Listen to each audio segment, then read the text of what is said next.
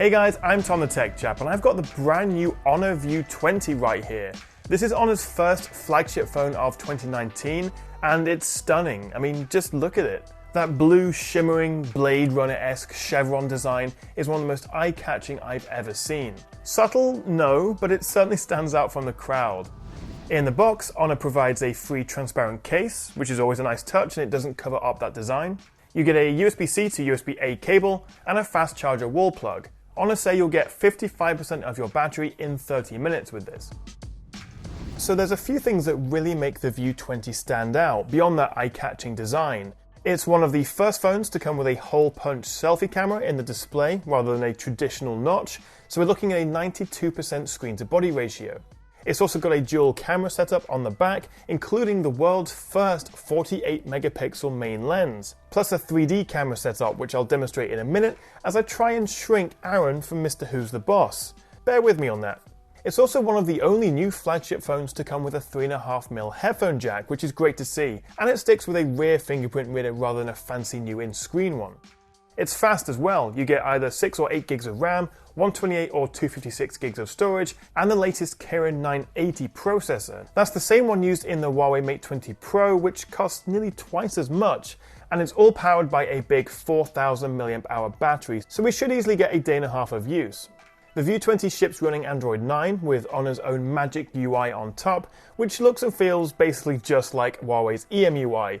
So it's no Google Pixel or OnePlus, but it feels fast and it's nice to use.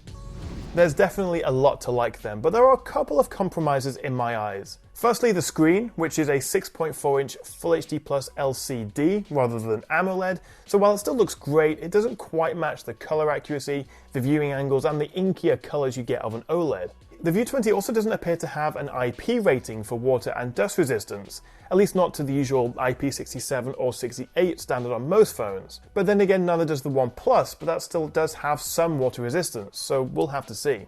The View 20 also doesn't support microSD cards, and it also only has a single bottom-firing speaker.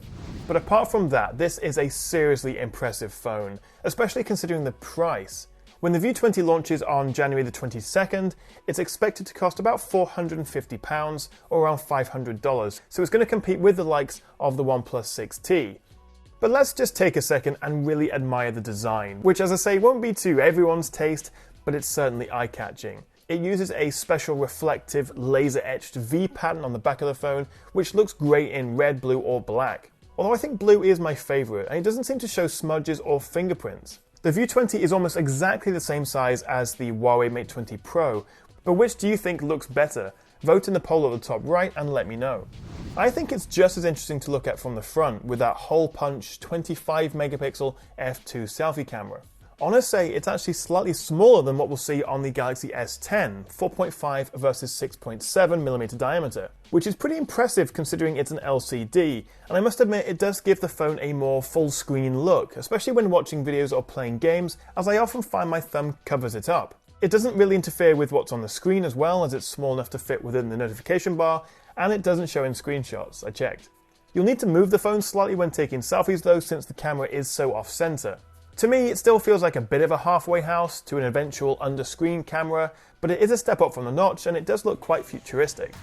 Now moving on to the camera, and as I say, on the back we get the world's first 48 megapixel lens, which has an f1.8 aperture. By default it downsamples to 12 megapixels, but you can select 48 in the options, or even 48 with AI, which uses scene detection to enhance the photo. Now this is running pre-release software, so we'll have to wait for the full review before we can properly compare camera samples, but first impressions are very impressive. Possibly a bit gimmicky, but still a neat addition is the 3D time of flight sensor, which is used to make a depth map, which means the phone can then separate the subject from the background and then do all sorts of fancy camera trickery.